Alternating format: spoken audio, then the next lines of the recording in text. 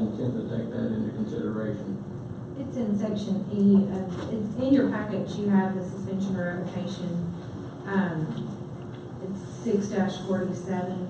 But actually, under section E, it says, if after the hearing, the Public Safety Committee finds a violation has occurred, the permit may be placed into probationary status, suspended, or revoked, depending on the severity, facts, and circumstances of the violation or violations. And it does go on to repeat what Mr. Langley said. If any offenses occur during an active probationary period, the permit shall be revoked. And once that decision is rendered, by the Public Safety Committee, the permittee has a right to appeal to district or to circuit court. So we can suspend their business license, is that? You can suspend. It's really their local alcohol permit is what you're suspending, because everyone's required to have a local alcohol permit in addition to the ABC permit. So that's what can be revoked, suspended, or put on probation. And if I may, if you feel if you want to recommend a suspension, we would ask that that be held in abeyance, or we're going to suspend you for 2 weeks, 2 days, 2 hours, to hold that over your head to make sure that you operate properly. I think that's the goal. Anytime somebody gets a business license and you try to maintain it, the goal is to be a consistent operator. We don't have a series of violations over a long period of time. So a one-time incident, I think the last ABC violation, or only ABC violation was 3 or 4 years ago. And this is isolated. Don't believe it. Certainly lesson learned, and believe that we would move forward.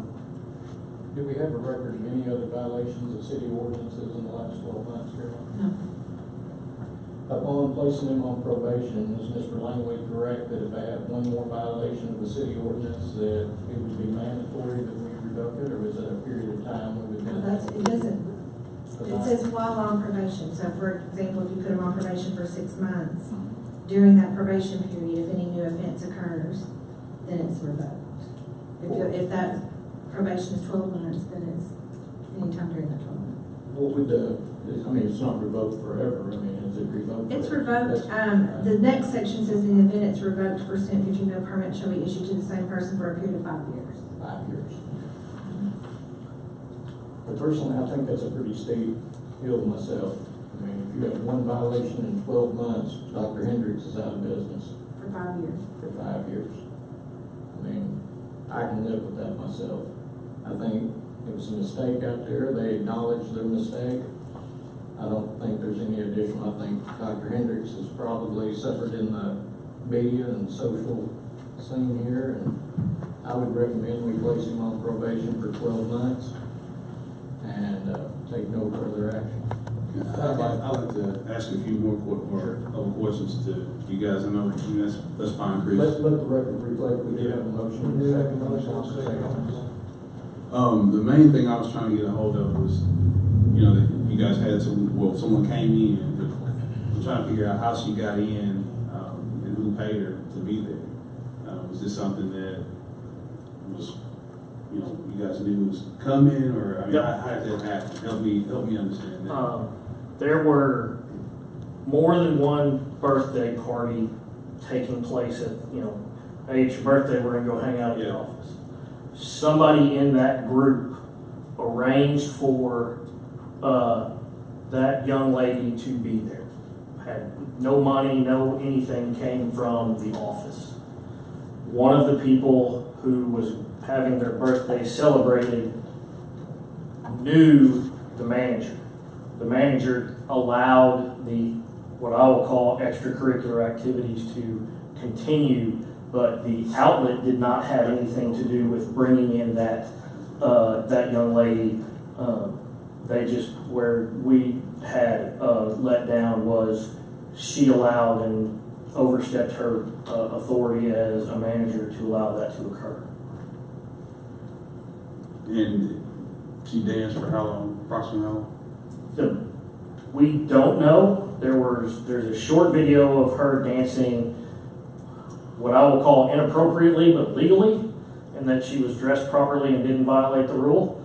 But the only video we saw of her completely violating the rule was about 6 seconds. But I would say it was a good, I'd bet 10 minutes.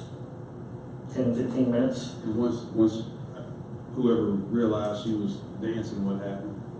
Well, unfortunately, the manager whom we fired continued to allow it to happen for a period of time, and then our bartender shut it down.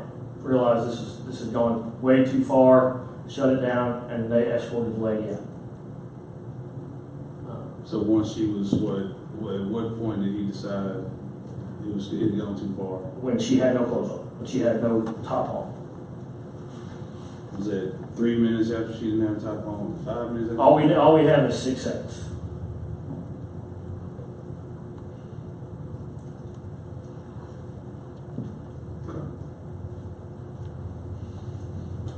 Okay, I'm just curious, just to get a feel. I have not seen the video and wanted to know just how long it took, the action that took place. Was this being celebrated, with everybody in the bar, or? Yeah. I mean, what occurred? They set 2 gentlemen down in 2 chairs, and a young lady began to give what essentially to dance in a provocative manner in front of them, and remove her clothing down to what would be underwear. That is one video that lasts for a while. One gentleman, and I don't know who he is, his hands got, at least he touched her one time, which he should not have done, and that video ended with that.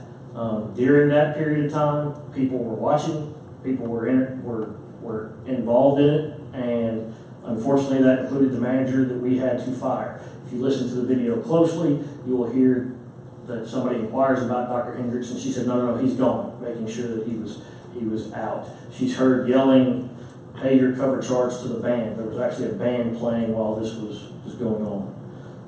That stops. I have no idea whether it was 30 seconds later or 30 minutes later when this young lady then appeared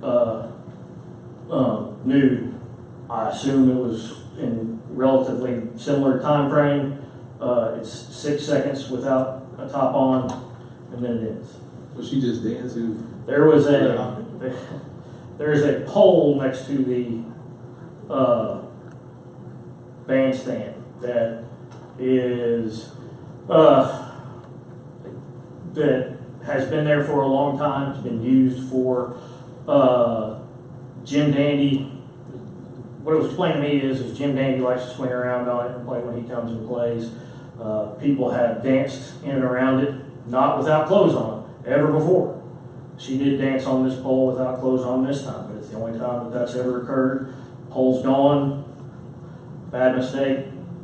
Somebody trying to copy something from a bar somewhere else, and it didn't work. In the essence of full disclosure, since I have seen the video, I mean, we have to admit that the manager said, now everybody get ready, she's going to go get on the pole. Y'all Correct. have to back up, she's going to get on the pole. No question. So I don't think that was like a spontaneous occurrence. No, I'm not trying to imply. Not trying to I just know imply. they haven't seen the video, so I wanted to be Not trying to imply. We are ashamed and appalled at what happened that night. We are ashamed that manager thought that was a good idea. We're ashamed that we had hired her, and we are happy to have fired her. And we will not have anything like that ever happen again. We are extremely sorry for the events that occurred that night. It is not something that Dr. Hendricks or Ms. Pollard would ever sanction, ever okay, or ever want to be a part of. And that's what the important part of my motion was. I mean, I think we just need to look at the facts here. Nobody's disputing this incident happened. I think we all have an idea of what went on that night. Dr. Hendricks and the group have accepted full responsibility. They fired the manager. They've not had a violation in the last 12 months, according to the city attorney, maybe longer than that, but at least for the last 12 months. My motion to place them on probation means if they have even just one violation of the city ordinance pertaining to alcohol, they're out of business for 5 years. That's a pretty stiff penalty. I mean, that's not a And I think just to be clear, if they violate an ABC ordinance, that's considered a violation. That is You know, correct. an ABC rule, that's considered a violation. That's what I'm saying, this isn't a light slap on the hand. One misstep by Dr. Hendricks or any of his employees, he's done. It's 5 years would be a long, we'd be coming back, so. Certainly sends a strong message to any other outlet. I think that that's probably a realization that they face now, and just a reminder that, you know, serving alcohol in the city of Jonesboro is a privilege. It's not something that everybody can do. So I hope that they'll keep our rules and ABC rules in order now and in the back of their minds and follow everything to the letter of the law. Well, I can promise you they won't do anything without calling and asking me first.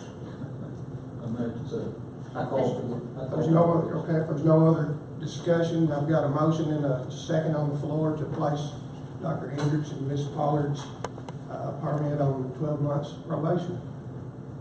All in favor say aye. Aye. Any opposed? Just for purposes of the record, even though I doubt you'll appeal that, we will give Donna a copy of both videos so that she'll have that for the purposes of the record. We didn't play them today, but they were referenced. So. Thank you for your time. Thank you for your consideration. Our next item is adjournment. So moved. Second. A motion and second to adjourn. All in favor say aye. Aye. We're adjourned. Thank you. No. What's going on, everybody? It's Stan Morris reporting on NEA Report. Thank you very much for joining us on our live stream today as we are coming at you during the hearing of the Office Sports Bar and Grill, the incident that we reported back first in May. Several other outlets here today, as usual, to follow up on our stories. We want to let you know that there was a lot that was discussed in that. That was considerably dishonest, what we had to hear from his attorney. And we're going to go through that right now. First of all, they did not self-report. We reported it. That's where it actually went to the ABC board first. Let me ask him real quick. Sir, hey, you're the attorney. Let me ask you this. You said you self-reported first. You know that the NEA report reported it first, right? Are you aware that that's a lie, sir? So that's no comment from the attorney for the Office Sports Grill, who claimed that they took full responsibility but told several untruths during his speech there. They did not self-report. NEA Report was the one that was sent the video and reported it first. We reported it online, and they mentioned during that entire thing that they took responsibility. I can tell you that I've received several calls from people angry that they couldn't play at the office, and they blamed NEA Report. So sometime in between NEA Report getting blamed for the violations that happened at the office, they decided that it was their full responsibility, at least while they were meeting before this panel here today. Certainly a different tone than they took whenever we spoke with them, and they said that it was our fault and insinuated that we had done something wrong in the reporting of what was sent to us by you, the viewers and the readers. I'm Stan Morris reporting live from the Municipal Center, and this is NEA Report. Thank you so much for tuning in.